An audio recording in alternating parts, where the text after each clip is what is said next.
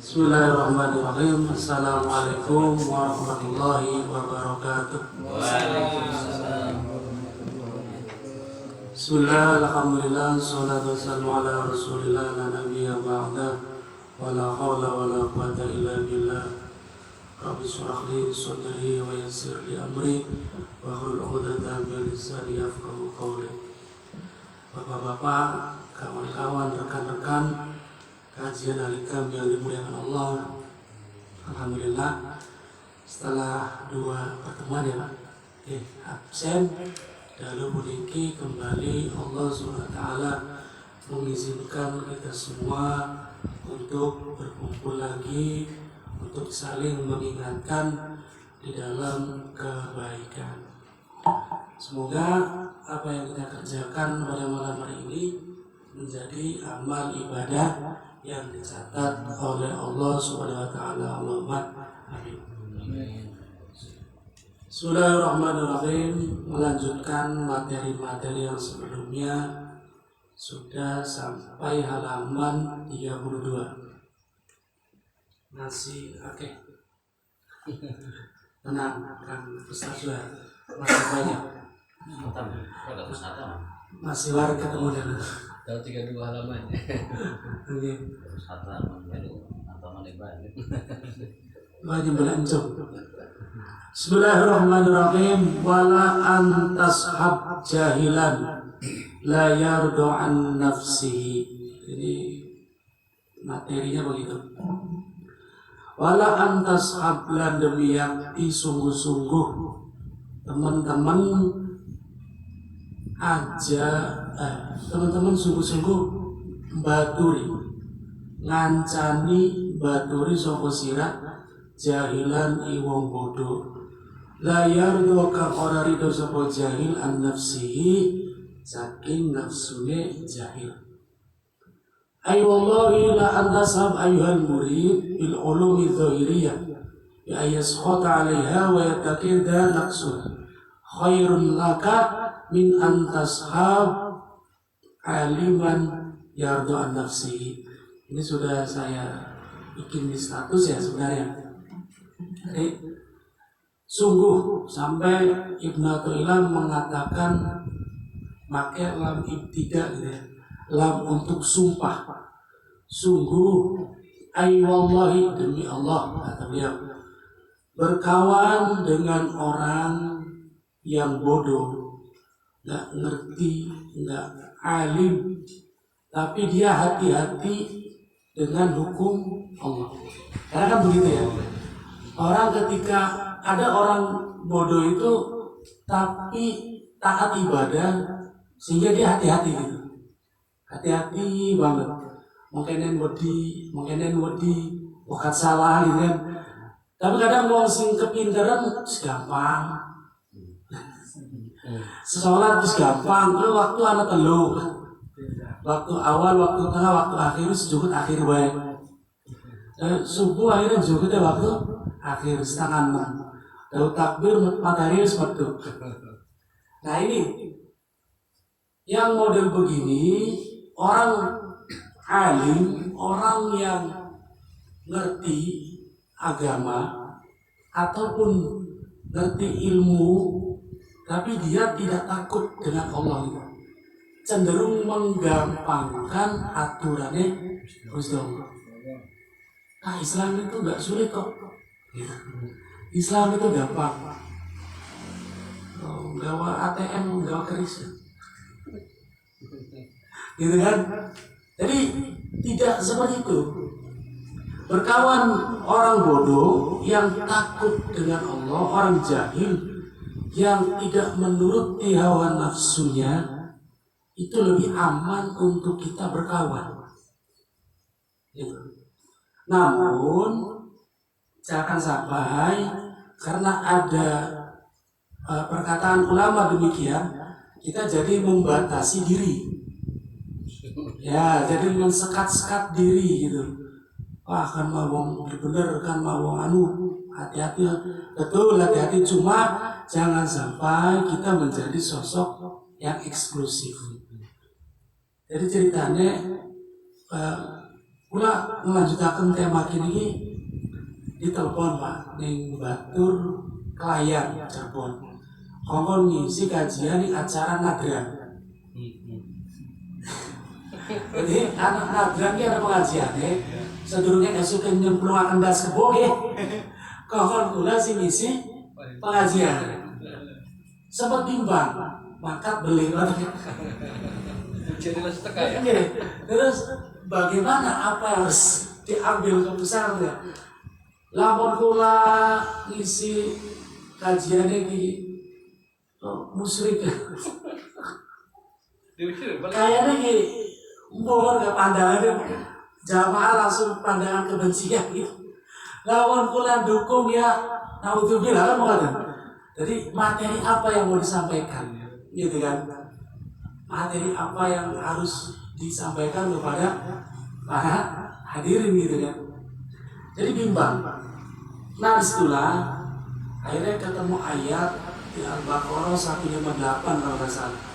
Inna sofa wal marwata min sya'airillah. Gitu kan? Terus sampai tawaf gitu kan?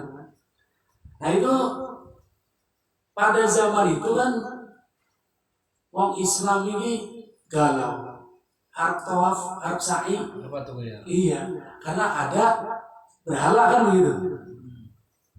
Jadi tawaf beli ya, sa'i beli ini. Ini ada patung, ini ada patung. Karena belum patung Makkah kan begitu, belum terbuka mukanya. Nah disitulah, oh berarti jangan tinggalkan kebaikan karena ada keburukan.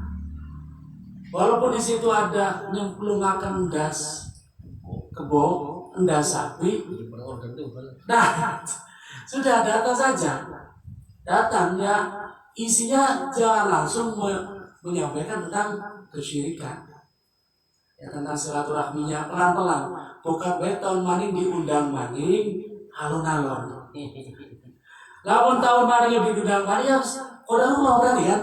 Bisa lihat lah. Iya bisa ada niat. Yang penting karena di situ ada yang pelungakan das kebo saja tak maning. Berarti kita mendukung. Bukan di situ konteksnya. Di situ ada keburukan, jangan sampai kita tinggalkan kebaikan. Jangan sampai tidak sa'i kan begitu. Gara-gara di situ ada dua berhala. Nah, ya akhirnya berangkat gitu. Ya mau dijero hatinya priwe, tapi kula belum menyinggung sedikit pun tentang kesyirikan ya gitu kan. Lawan ya. Oke, baru tentang syukurannya gitu kan. Esensi materi itu tentang syukuran. Ya sedikit-sedikit mubadir sudah disampaikan, tapi belum berani pula menyampaikan telak stop membuang kepala kerbau bule mahal saya ini. Nah itu ya, batu manuk gara-gara nih ya. Kalau 1 minggu belum kasih jawaban belum jawab makat belum. Nah ini Masya Allah bimbang dengan materi kian. Terus ketemu ayat seperti itu. Nah seperti itulah. Mungkin itu yang menjadi dasar para wali dalam berdakwah gitu kan. Jadi jangan tinggalkan kan, apalagi hanya orang sesuatu yang tidak kita senangi gitu. Kadang kan maulah kumpulan anak wokan bisa kita, maulah silaturahmi wokan yang musuh kita. Sekarang sedulur kan begitu. Jadi jangan ditinggalkan kebaikannya gitu. Walaupun ada keburukan. Dibaca wali. Nah di sini walaupun ada perkataan wala anta sahab jahilan la yardu an nafsi khairun laka min anta sab aliman yardu an nafsi. Namun lebih aman kita berkawan dengan orang alim yang menurutkan hawa nafsunya, ambil yang baiknya saja, gitu kan? Karena gini, kalau kita mencari orang kan gitu kan, yang tidak punya salah nggak mungkin. Kemudian ketika kita ketemu dengan orang yang masih berbuat dosa, tapi dia sosok tokoh gitu kan, ada kebaikan di situ, ya kita ambil yang baiknya, yang buruknya jangan diambil, jangan ditinggalkan. Mendekati atau bergaul dengan orang berilmu ini hanya karena kita tahu aibnya. Namun jangan menjadikan sahabat karib, gitu kan? Orang yang menggampangkan hukum-hukum Allah, jangan kita jadikan sahabat karib. Ular. Nah, ularnya ini. Makanya kan di sini ada bahasa dari Ibnu Athaillah itu, li'anna toba'a yasriku minat toba'i. Tuh. Karena setuhune watak, kebiasaan, kelakuan itu gampang sekali mencuri dari orang lain. Si orang mencuri kan kadang nggak sadar. Ngefan idola, bergaul tanpa sadar kita sudah mengikuti kebiasaan buruknya. Li'anna tab'a yasriku minat tab'i. Karena sesungguhnya watak itu akan mengambil, mencuri dari watak yang lain. Kenapa dikatakan lebih aman bergaul dengan orang yang jahil, tapi hati-hati banget. Dia takon, dia begini gitu. Ngapunten kayak istri pula. Itu kan bukan orang pesantrenan. Tapi hati-hati banget. Sering pula cerita bab riba, bab bohong gitu. Bab markup gitu kan. Jadi kadang pula terbawa, mohon maaf, kawan-kawan yang bermain proposal gitu ya, dari pondok-pondok gitu, sama-sama pengasuh pondok. Ketika mengajukan bantuan dalam sebuah proposal, ya sudah, markup saja, dinaikkan saja, walaupun tidak sesuai. Contoh pertama, contoh kedua, perihal di dalam dana bos, sekolah-sekolah negeri sekelas yang sudah bonafit itu markup jumlah siswa siluman, dan itu sudah dianggap umum. Bahkan yang oleh kiai, sekelas kiai, sekelas sering kumpul membahas itu seakan-akan biasa. Dan hampir saja itu menular gitu watak.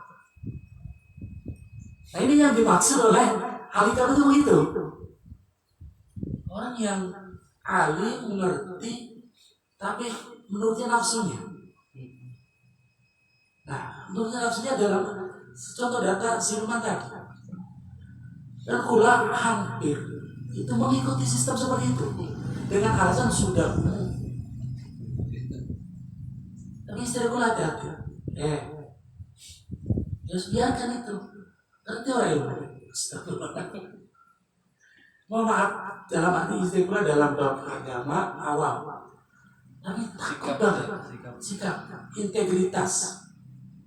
Kalau dasar ini ngaji ini nggak akan ngerti. Apalagi Quran hadis gitu.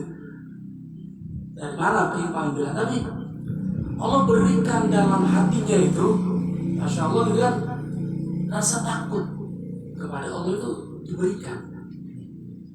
Makanya kan ketika esensi dari ilmu, tujuan akhir dari ilmu itu apa? Tujuan akhir kita ngaji, dari kitab tauhid cilik sampai gede, dari kitab fikih tipis sampai sing berjilid-jilid, dari kitab hadis, ya kan, Arba'in Nawawi sampai Sahih Bukhari, Fathul Bari yang berapa belas jilid. Tujuan akhirnya apa? Buat dini Gusti Allah. Tapi kalau kita ilmu sebatas di otak, Pengetahuan. pengetahuan tidak sampai pengamalan, dipertanyakan itu bukan ilmu, tapi nafsu. Ilmu tidak manfaat. Nah itu hati-hati. Jangan sampai kita sering berkumpul dengan orang alim tapi yang menyepelekan. Nah itu nular tadi. Di anna tau'a yasrikut taubi. Gak sadar kadang. Dengan sendirinya ayo gitu.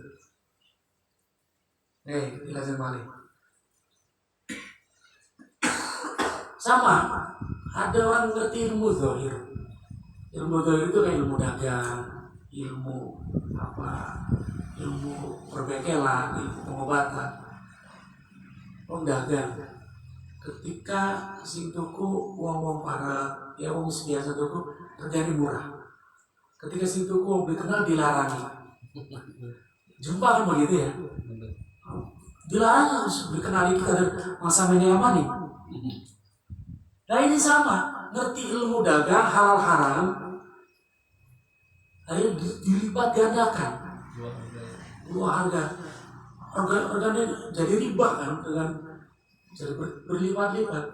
Nah ini ngerti ilmunya itu nggak boleh tapi nuruti nafsu, sama kan begitu. Oke, maka hati-hati di dalam berkawan. Karena kalau nggak enak gitu. Masa sih mau ngerti ini ya, ada teman. Tetap kita hormati, cuma jangan terlalu campur, terlalu rukat. Ini saran dari Ibnu Athaillah seperti itu. Fatansibu min hadzal wasfu al-khabis fasara ilmuhu ghairu nafi. Nah, orang yang seperti itu ilmunya menjadi tidak manfaat. Gak ada manfaatnya buat kita. Walaupun dia alim, bisa baca kitab, punya pesantren, kalau dia lebih banyak, kalau sekali gitu kan kita tahu aibnya seorang, ya wajar, manusiawi. Gitu kan? Karena gini, ketika ada sahabat, ya Allah, selamatkan saya. Berdoa dari dosa, jangan sampai saya ini melakukan dosa. Ini ditegur, ditegur. Berarti sampean ki mengesampingkan sifat pengampunannya Gusti Allah, Gusti Allah pengampun. Itu ditegur. Jadi berdoanya, ya Allah bimbinglah saya selalu untuk di jalan takwa, gitu kan? Yuk baru di jalan takwa, sekarang takwa itu kan ketika melakukan dosa gak ya? Taubat. Makanya kan orang itu ada maksum, ada mahfuz. Kalau maksum para nabi sama sekali dijaga tidak melakukan dosa. Walaupun Nabi Adam makan buah khuldi itu bukan melakukan dosa. Sudah skenario-nya Gusti Allah. Ya kan? Nabi Nuh berdoa menenggelamkan umatnya tidak. Maka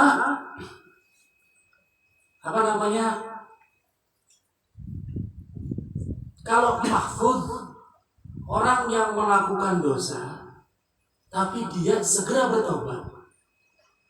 Kalau nggak salah pernah bikin status ya Pak? Takut dia melakukan dosa tapi rasa bersalah.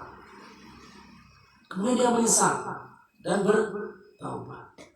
Para ulama ini mahfuz, tidak maksud. Yang bahaya kalau melakukan dosa tidak bertaubat, terus langgang di dalam dosa-dosanya itu. Maka kalau kita berdoa pengen nggak punya dosa sama sekali, itu ditegur. Iya, bukan manusia. Dan yang penting bertaubat. Bukan berarti tapi bisa Gusti Allah pengampun bisa. Nah, pada materi sebelumnya jangan sampai merasa sudahlah. Tapi sekali melakukan dosa sekecil apapun iringi dengan rasa bersalah. Itu kan konteksnya di situ.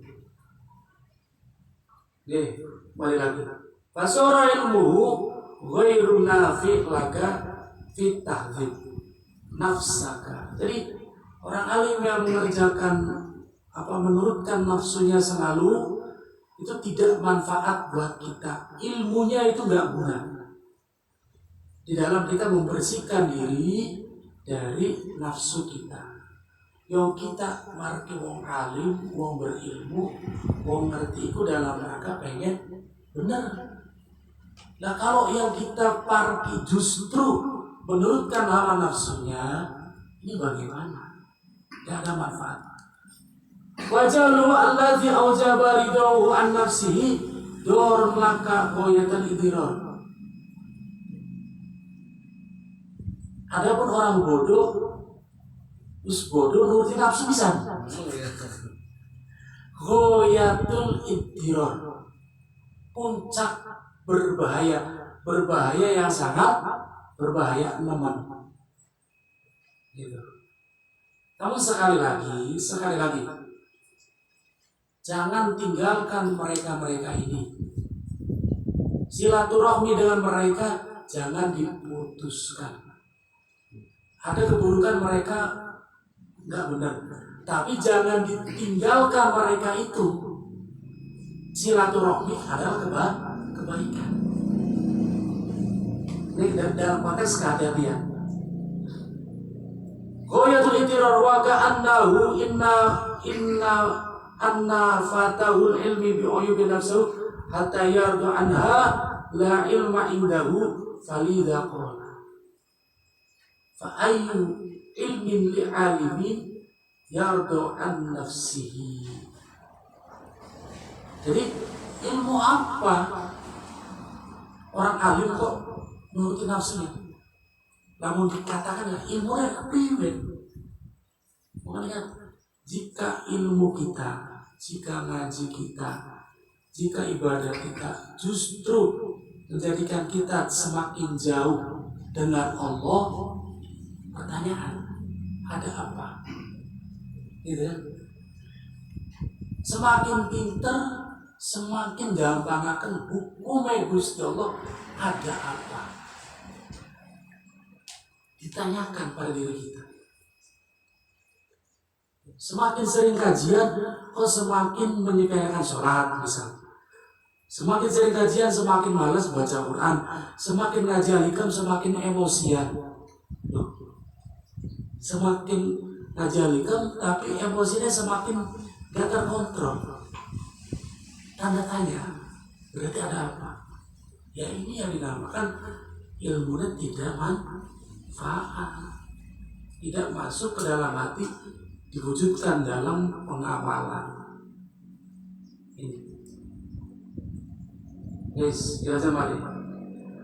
Fasobatu man lam yardu an nafsihi wa in kana jahilan khairun mahdud. Berkawan dengan orang bodoh, orang jahil, orang awam yang takut dengan Allah itu lebih baik yang murni. Sangat baik sekali bahkan, sangat baik. Karena kula bergaul karo dunia free fly, dunia manuk amati lah. Nggih, orang-orangnya kata apa? Ada yang sangat hati-hati banget, hati-hati dengan riba, dia sholat tepat waktu, tapi minusnya nggak ngerti, wudhu nggak ngerti, najis nggak ngerti, gitu kan? Ini kedenguran berarti bocah yang ngaji nih, langsung ngaji kedenguran. Ilmu dasar orang ngaji, langsung amal baik, langsung kepada hati kan nggak? Langsung ngaji ini. Hati-hati banget. Waktu sholat kadang malah mengingatkan. Ustaz, waktu sholat langsung ya. Karena dari sini ada apa mengguni kurang wudhu kan. Luar biasa. Cuma kalau penasaran, teliti bocah. Wudhunya mengkono. Terus tai manuk kan. Iya. buang paduan bayar bikin ke banyu kan enggak. Terus kayak kelambi. Ada yang begitu. Oh berarti nggak ngaji dasar. Ada yang ngerti dasar, ngerti dia cara wudhu, cara kota enggak. Tapi nimbab kayak contoh nimbab wong wadon kan kok digampangkan temen model-model kan enggak. Nah ini model-modelnya orang yang kita jumpai, jangan menjadikan kita menjadi orang yang fanatik, antipati akhirnya. Jangan. Gitu. Nah, orang-orang yang penting mereka ini dalam koridor. Kalau mereka takut dengan Allah, hati-hati dalam hukum-hukum Allah, itu mana yang kita pilih. Wa fiha kullul faidati anna. Nah ini dia tadi. Kullul faidati li anna tabi'a yasriku min at-tauhid. Terus saya jelaskan. Wa nafsu majbulatun ala hubbil ibtida. Nih perhatikan. Wa nafsu tawi nafsu iku majbulatun ditarik ala hubbil ibtidai ing atase demen nurut manut diman kelawan wong tastasinu kang bilang-bilang bagus sapa sira. Ini halus banget kan. Nafsu itu cenderung menuruti sesuatu yang dianggap bagus oleh kita. Tuh. Nafsu itu cenderung mengikuti sesuatu yang kita anggap bagus atau baik atau menyenangkan. Cenderung. Makanya tadi ada orang alim, ya contoh tadi bilang, kiai, ustad, bukan masalah dana bos, gitu kan? Saya anggap bagus mereka kiai semua, ustad semua. Bahas itu. Akhirnya kan nafsu saya sepupu senang duit. Nafsu nggak ada orang nggak senang duit. Senang duit, senang turu, senang wadon, senang makan. Nafsu kan begitu. Loh kok terus kalau senang duit pelaku hirs. Dalam arti kata yang mengerjakan itu orang-orang berilmu, orang-orang alim yang saya anggap bagus, baik. Otomatis nafsu ini cenderung untuk mengikuti. Paham ya maksudnya? Nah itu. Makanya kenapa hati-hati dengan orang alim yang menurutkan nafsu? Karena nafsu cenderung mengikuti sesuatu yang kita anggap baik. Apapun itu. Contoh real yang saya jumpai. Ya alasannya siapa boleh berbisiknya setan. Bakal data silumannya akhir. Satu, honor guru ditingkatkan sejahtera. Kebaikan nih. Bisikan. Kebaikan. Sangat kebaikan ya Pak. Kemudian bisa nyumbang kanggo pembangunan. Dan memang begitu dalam forumnya. Mikirnya berantem. Karena yang kita anggap baik dong. Ditambah dengan dorongan dari nafsu. Sampai akhirnya Allah ingatkan itu lewat istri saya. Karena kami keputusan kan bola apa? Deal beli, maka deal operator lanjut. Pekerjaan investor aja. Operator mah ngasih saran. Suka ambil penumpang. Boleh jadi. Nah itu kehidupan gitu ya. Allah. Maka hati-hati dengan jebakan nafsu yang cenderung menganggap baik apapun itu. Maka mencurigai nafsu itu gampangnya gini. Apapun yang membuat kita senang itu biasanya ada nafsu di dalam itu. Apapun yang membuat kita senang itu ada nafsu. Apapun, pancing, manuk,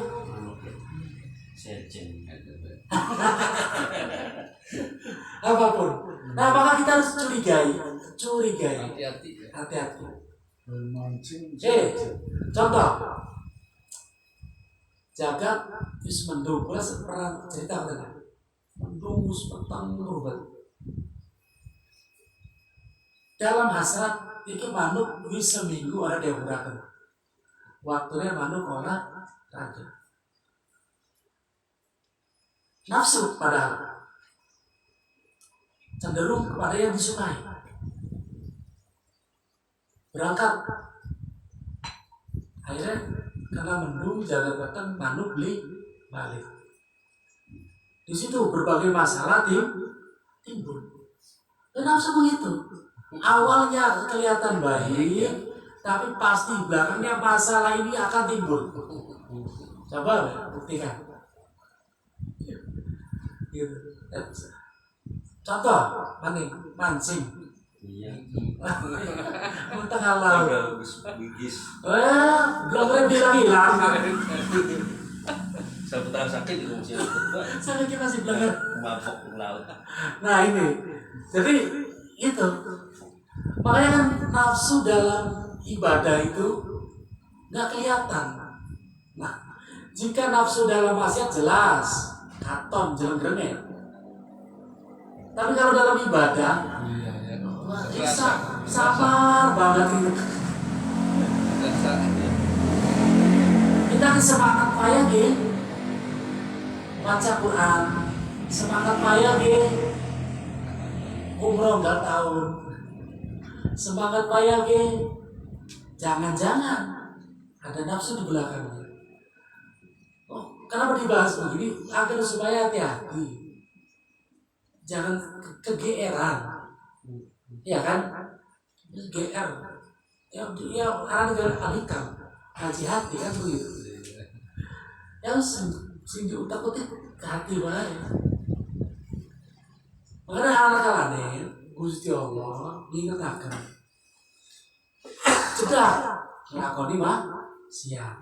Nah kita ate-ate orang kan limpah. Lakoni mah siap. Ya maksud siapa bae? Subuh kawanan, telung dina berturut-turut. Mesti alarm siapa berturut-turut. Itu satu teguran agar kita tidak terus merasa jadi orang soleh, sehingga menyepelekan orang yang beli sholat subuh. Sehingga ketika mau cerita kita ekonomi susah payah, dia kan sirah subuh bilang sholat. Tato ayam begitu. Nah, Allah ingatkan hati kita berapa? Contoh lagi, haji duha, gitu kan? Ketika ada orang cerita kita ekonomi susah, ilmunya kita duha ya, duha, jamin, stop tidak kan dia? Istighfar. Ya mana ente sih?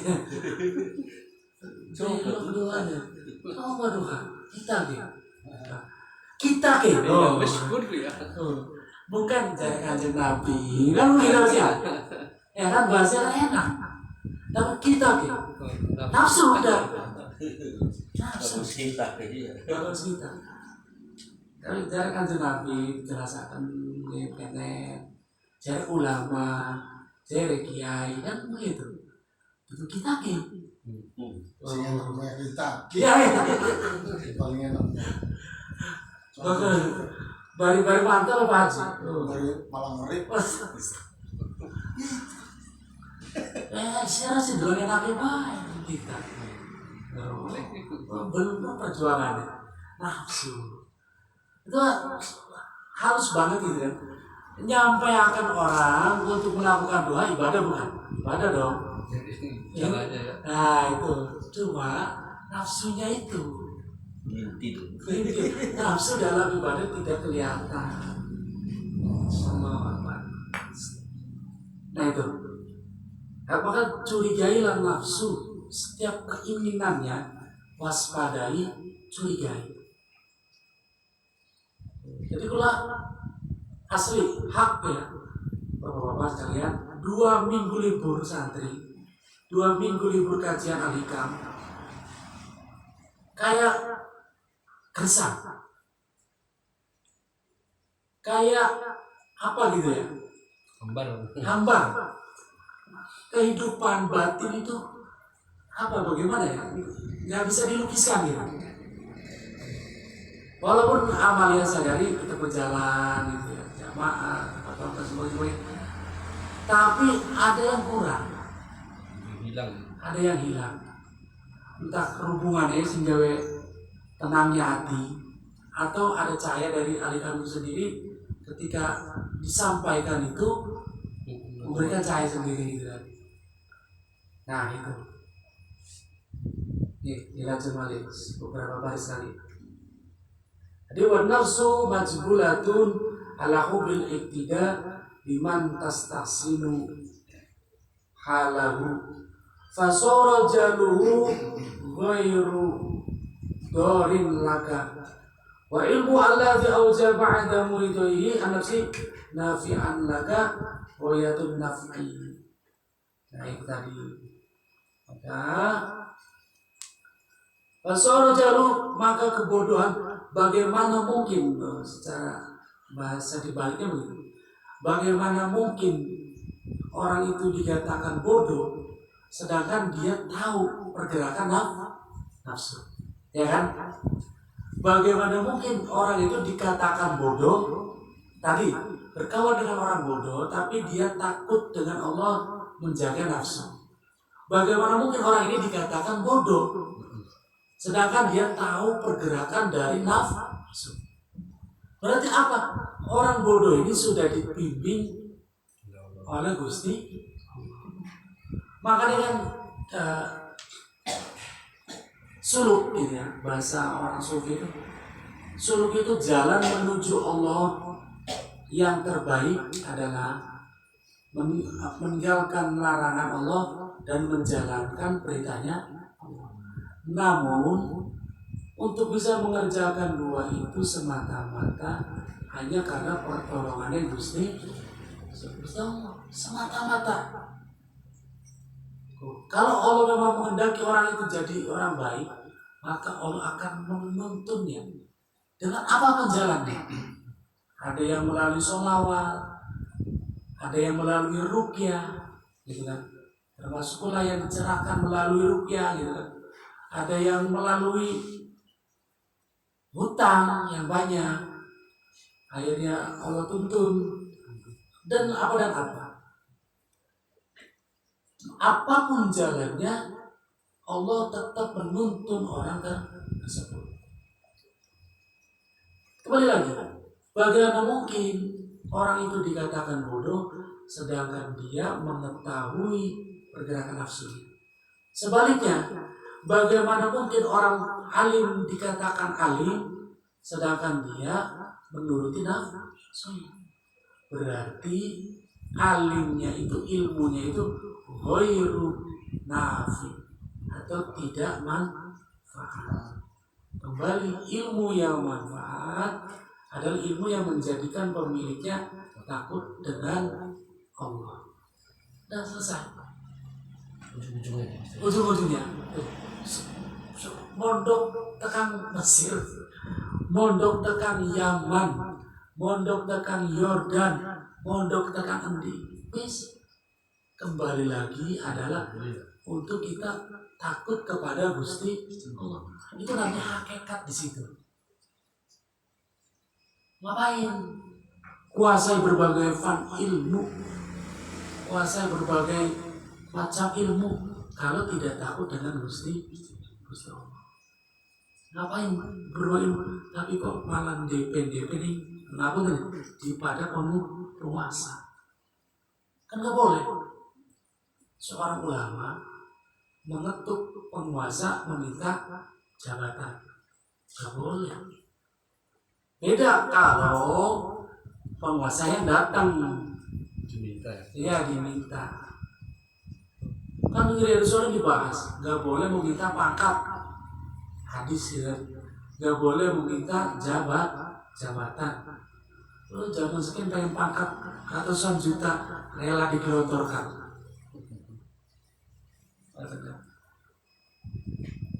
Pun dilalah kayak ulangnya waktu dilalah qadarullah. Kaliane Gusti Allah nuntun mong metu duit kongkon dari PNS. Waktu tes kan ditawari Pak 90 juta jalur belakang.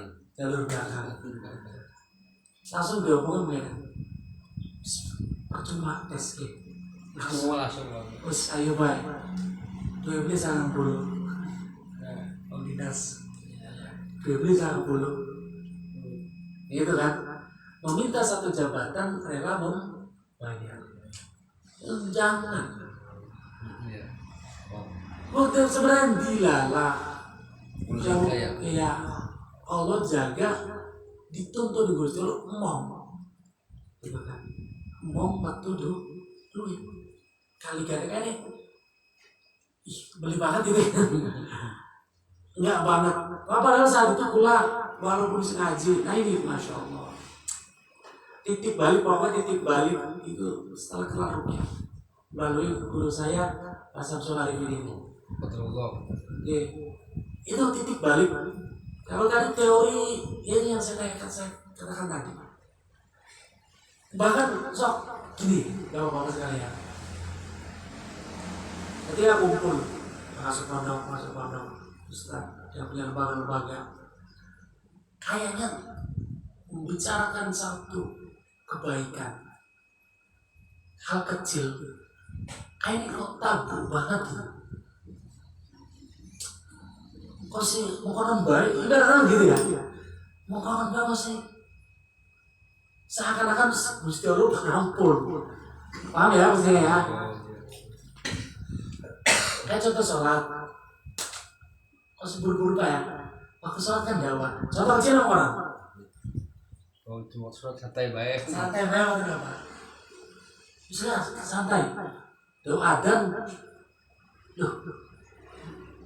Tapi kadang masih belajar agama, gitu kan, nambah lagi demen gitu kan, terutama bagi mereka yang kajian hijrah gitu kan, dari luar salafi gitu, langsung tak gitu, dengan ada dari sholat, tapi jangan santai, asati, kadang ya sudah, Santuy bahkan pula gue batur.